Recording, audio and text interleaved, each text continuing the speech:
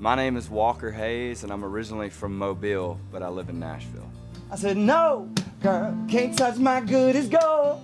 I know it's difficult. I didn't know I wanted to be a songwriter till I moved to Nashville. I actually moved to Nashville just to sing, and then I went to the Bluebird, kid you not, 1 week after we got here. I heard the writers singing the songs that they had written and became addicted immediately. I mean, just right there, just went home, started writing. My favorite part about the songwriting process is probably just the fellowship, just hanging with a friend all day and really shooting the breeze and coming out with something pretty incredible. You know, I wish sometimes, I've said this at shows before, I wish sometimes you could share with the folks all the stuff that didn't make it into the song, because it's all so good and so funny and so special. Well, I ain't even fixing to listen to your guilt tripping, your forgetting, girl, you made your bed and didn't want me in it.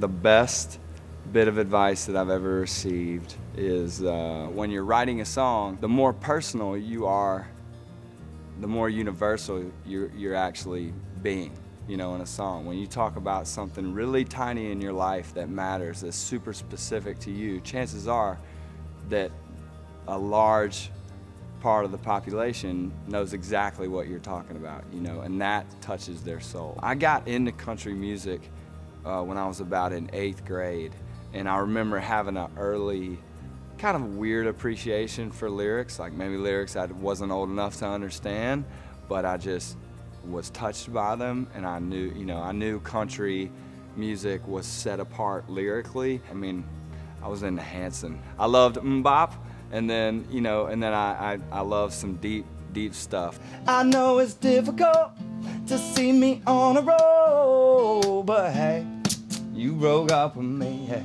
When you're a kid, radio is all you have. So boom, that was my outlet to music.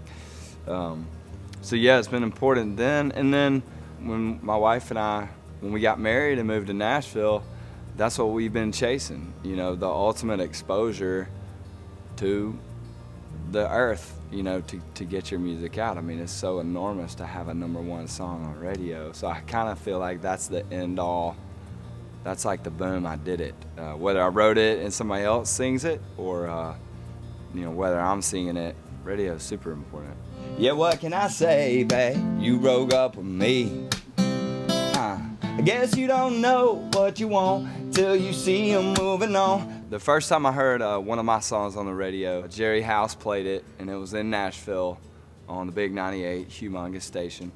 And I knew he was going to kind of give it a test spin, so I knew what time he was going to do it. We took the kids outside and just cranked up my Honda Accord, rolled down the windows, doors, everything wide open, and we just had a party in the street.